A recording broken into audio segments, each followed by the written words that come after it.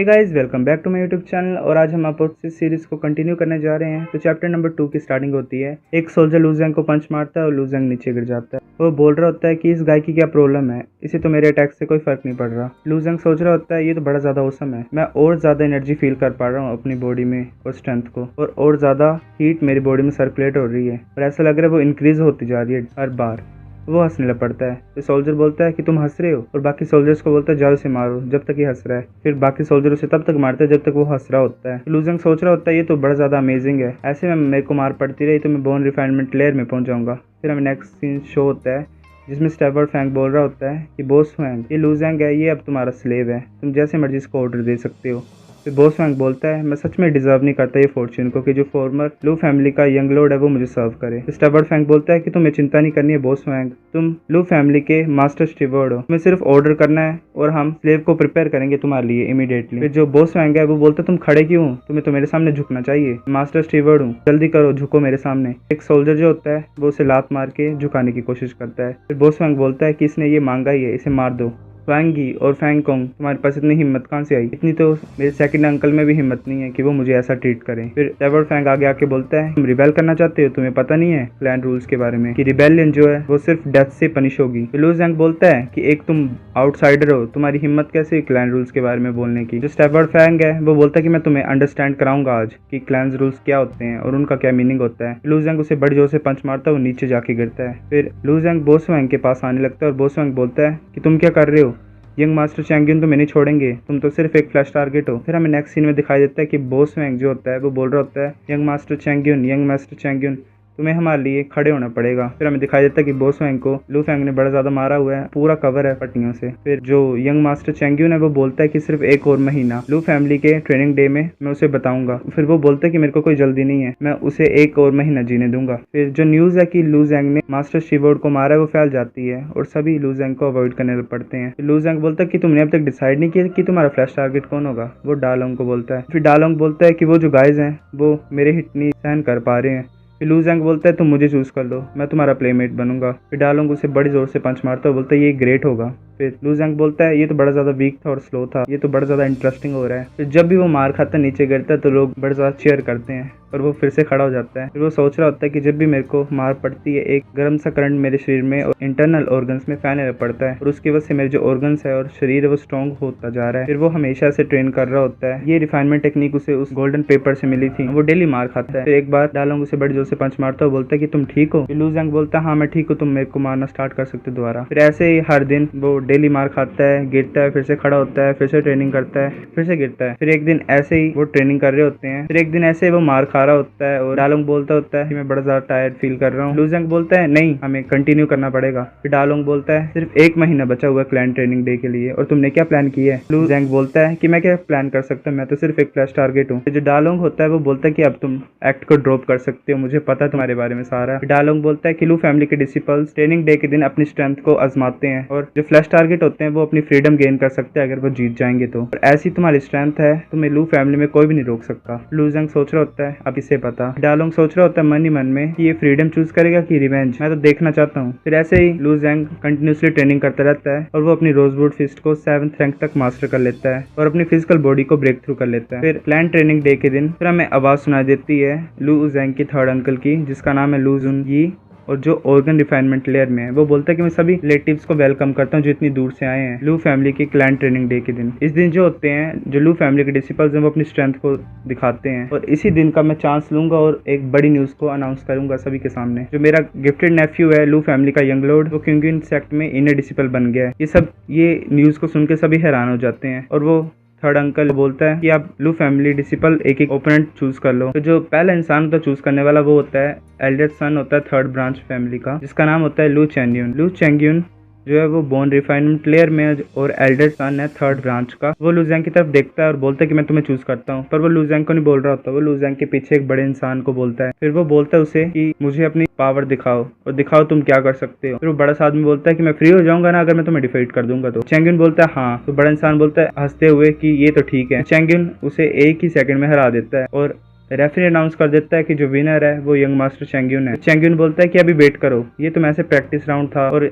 मेरा जो real target है वो तो कोई और है। तो फिर रेफरी बोलता है वो कौन है? चेंगिन बोलता है कि मैं लू जैंग को पिक करना चाहता हूँ। लू जैंग सोच रहा होता है कि ये ऐसा कैसे तुम बन गए मेरे कजन चेंगिन। फिर वो पुरानी यादें याद करता है जब वो साथ में होते थे और चेंगिन छोटा हुआ करता था। फिर चेंगिन बोलता है कि लू जैंग तुम गैस करो कि सेकंड हेवन और अर्थ पिल किसने ली है? फिर लू जैंग बोलता है तुमने। फिर चेंगिन बोलता है कि हाँ, लूपिरैन अगर अपनी स्ट्रेंथ को इम्प्रूव कर सकता है इतनी ज्यादा तो मैं क्यों नहीं कर सकता। फिर वो लू जैंग को बड़ी जोर से पंच मारता है। फिर लू जैंग सोचता है कि इस पंच की पावर बड़ी ज्यादा थी और इसकी वजह से जो कोल्डन का फर्स्ट लेयर है वो ब्रोक थ्रू हो गई है और इतना ज्यादा वार्म मैंने कभी फील नहीं किया अपने शरीर में। फिर चेंगिन बोलता है कि मैं भी खत्म नहीं हुआ हूँ। फिर वो अटैक करने लग पड़ता है लू फैंग को हर तरफ से। लोग बोल रहे होते हैं कि यंग मास्टर चेंगिन तो बड़ा ज्यादा अमेजिंग है, उसने रोजवुड इंच टेक्निक को 6th रैंक तक मास्टर कर लिया है। फिर बाकी लोग बोल रहे होते हैं कि ये जो दूसरा किड है लू जैंग ये बड़ा ज्यादा रेजिस्टेंट है मार से। वो बोल रहे होते हैं कि ये इतनी ज्यादा मार खा कैसे सकता है। तो जो उसका थर्ड अंकल होता है वो उसकी तरफ देख रहा होता है और बोल रहा होता है इसके पास कोई बॉडी प्रोटेक्शन टेक्निक है मेरे को लगता है, जो कि हमारे एल्डेस्ट ब्रदर ने छुपा के रखी थी और लू जैंग को दे दी जब वो मर गया। तो चेंगिन भी सोच रहा होता है ये कैसा राक्षस है, ये जिंदा कैसे इतनी ज्यादा मार खाने के बाद। वो सोच रहा होता है कि इसकी बॉडी बनी किस चीज से है। वो लू जैंग की तरफ देखता है और सोचता है कि ये तुम्हारा कैसा एक्सप्रेशन है, तुम हंस रहे हो, मैं तुम्हें मार दूंगा। चेंगिन उसकी तरफ अटैक करने जाता है तो फिर लू जैंग बोलता है कब से तुम ही अटैक कर रहे हो और एंजॉय कर रहे हो अपने आप को, अब ये मेरी बारी है। फिर लू जैंग उसके ऊपर अटैक कर देता है। सभी हैरान हो जाते हैं, सोच रहे होते हैं कि चेंगिन कैसे हार गए लू जैंग से, अभी क्या हुआ, ये तो इम्पॉसिबल है। फिर बोल रहे होते हैं कि ये बच्चा तो एक मॉन्स्टर है, इसके पास ऐसी स्ट्रेंथ कहां से आई और उसकी रोज इंच टेक्निक भी 7th रैंक तक पहुंच गई है और जो कि चेंगिन से ज्यादा स्ट्रॉन्गर है। फिर जो लू जैंग का अंकल है वो जाता है आगे और बोलता चेंगिन मेरे बेटे तुम ठीक हो। जो लू फैमिली का एरोगेंट थर्ड यंग मास्टर था वो ऐसे क्रिपल हो जाता है लू जैंग के द्वारा। फिर उसका थर्ड अंकल बोलता है कि तुमने ऐसा कैसे किया, मेरे बेटे को इंजर क्यों किया। लू जैंग बोलता है कि थर्ड अंकल ग्रैंड रूल के अकॉर्डिंग मैं डेथ मैच को जीत गया हूँ, इसका मतलब मैं फ्लैश टारगेट नहीं हूँ और मैं लू फैमिली को लीव कर सकता हूँ।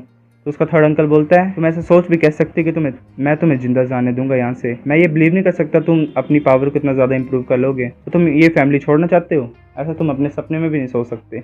वो लू जैंग के सामने आ जाता है और बोलता है रूल्स वो सिर्फ तुम्हारे बेकार फादर ही फॉलो करते थे। और लू जैंग बोलता है मेरे सामने सट जाओ। तब उसके थर्ड अंकल से बड़े जोर से पंच मारते हैं। वो बोलते हैं कि रूल्स लू फैमिली में मैं ही रूल्स हूँ। तो उसके सामने खड़े हो जाते हैं और बोलते हैं कि जो प्रोटेक्शन टेक्निक है ना तुम्हारे पास वो मुझे दे दो और मैं तुम्हें जीने दूंगा। फिर लू जैंग बोलता है कि मैं बड़ा ज्यादा नईव था ये सोचने के लिए तुम मुझे जाने दोगे और फॉलो करोगे रूल्स को। तुम इंसानों ने अपने बड़े भाई को मार दिया उसकी सीट के लिए फैमिली हेड की, और सैक्रेड पिल्स को भी यूज कर लिया और हर तरह के बुरे काम किए हैं। फिर वो अपने थर्ड अंकल के पैर पकड़ देता है और उसे तोड़ देता है और फिर वो बोलता है कि एक दिन मैं तुम सभी के सिर काट के अपने फादर को ऑफर करूंगा तो तुम मेरी प्रोटेक्शन टेक्निक भी छीनना चाहते हो। फिर जो उसका थर्ड अंकल है वो नीचे गिर के चिल्लाने लग पड़ता है। लू जैंग अपना सिर उठा के बोलता है कि और कौन मुझे रोकना चाहता है। सभी यहाँ वहाँ देखने लग पड़ते हैं और आंखें नहीं मिलाते लू जैंग के साथ। तभी एक हाथ पीछे से आता है और उसका सिर नीचे धरती में गाड़ देता है। वो फैमिली हेड होता है लू बिंगक्वैन, जो कि हाफ स्टेप इनिशिएट रैलम में होता है, लू जैंग का सेकंड अंकल होता है। तभी थर्ड अंकल लू जैंग का बोलता है कि मैंने कभी नहीं सोचा था कि विरसा रिफाइनमेंट लेयर में पहुंच जाएगा। फिर फैमिली हेड बोलता है कि तुम्हारी हिम्मत कैसे हुई,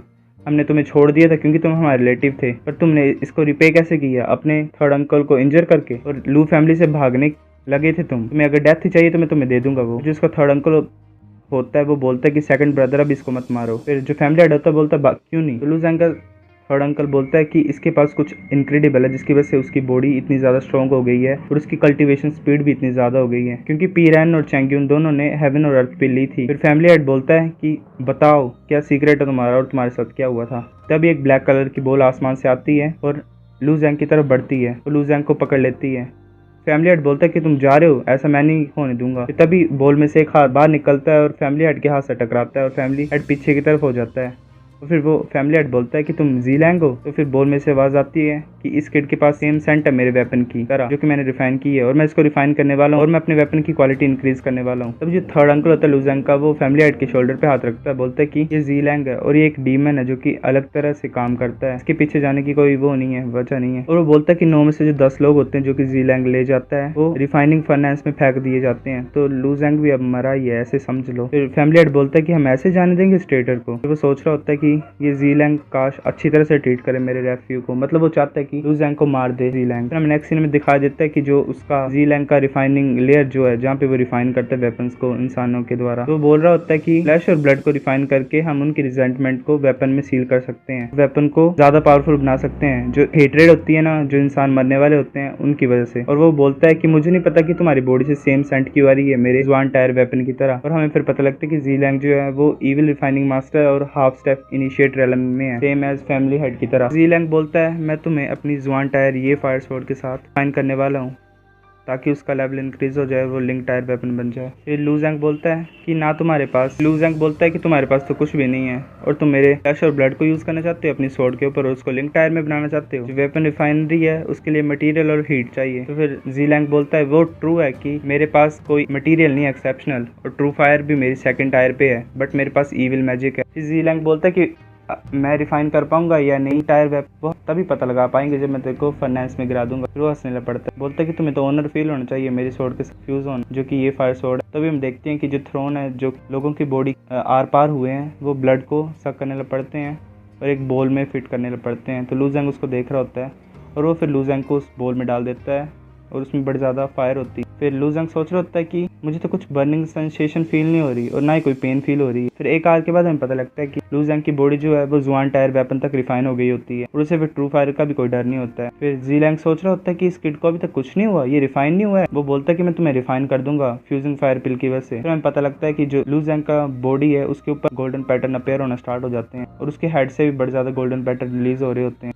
और जो जी लैंग की स्वॉर्ड थी वो फ्यूज होना स्टार्ट हो जाती है लू फैंग के साथ और उसका एक ड्रैगन स्केल को लिट अप कर देती है, जिसकी वजह से उसकी बॉडी की पावर इंक्रीज हो जाती है। फिर वो सोचता है कि ये ब्लैक फायर कैसी थी और इसकी वजह से मैंने जुआन टायर वेपन को अब्जॉर्ब कर लिया और उसकी वजह से एक ड्रैगन स्केल भी एक्टिवेट हो गया और ऐसा लग रहा है कि मैंने और पावर गेन कर ली है। और सिर्फ एक सिंगल स्केल की वजह से मेरी पावर इतनी ज़्यादा टाइम इंक्रीज हो गई है। अगर मैं सभी 9 ड्रैगन्स के स्केल को लाइट अप कर लूँगा तो मेरी पावर कितनी ज़्यादा इंक्रीज हो जाएगी। वो सोचने लगता है, बोलता है कि मैं कितना ज़्यादा स्ट्रॉन्ग हो जाऊंगा अगर सभी 9 ड्रैगन्स के स्केल को मैं एक्टिवेट कर लूँगा तो। पर वो फिर सोचता है कि ये इतना ज़्यादा इजी नहीं लग रहा जितना मैं सोच रहा हूँ इसे। फिर हमें दिखाई देता है जो जी लैंग है वो थक जाता है और ज़ोर ज़ोर से सांस लेने लग पड़ता है, वो हंसने लग पड़ता है। जैसे वो ढक्कन खोलता है उस बोल का, तभी लू ज़ैंग उसे पकड़ लेता है और उसे मार देता है।